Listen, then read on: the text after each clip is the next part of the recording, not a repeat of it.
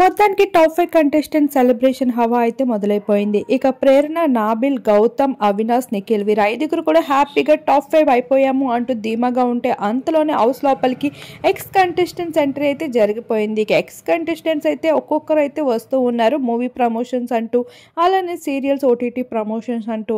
ఇంకా హౌస్ లోపలికి అడుగు పెట్టగానే హౌస్లో ఉన్న టాప్ 5 కంటెస్టెంట్స్ రచ్చ వేరే లెవెల్లో చేస్తూ వచ్చేసారు.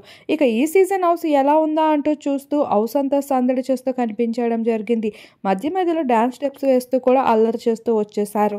ఇక అలానే బిగ్ బాస్ అయితే కొన్ని టాస్క్లు కూడా అందించడం జరిగింది. ఈ టాస్క్లో పార్టిసిపేట్ చేస్తే ప్రైజ్ మనీ యాడ్ అవుతుందంటూ చెప్పుకుంటూ వచ్చేసారు. ఇక ప్రైజ్ మనీ యాడ్ అవ్వడం పక్కన పెడితే బెనిఫిట్స్ అయితే చాలా ఉంటాయని బిగ్ బాస్ చెప్పేసరికి అలానే నాబిల్ అయితే చాలా బాగా పర్ఫామ్ చేస్తూ వచ్చేసాడు.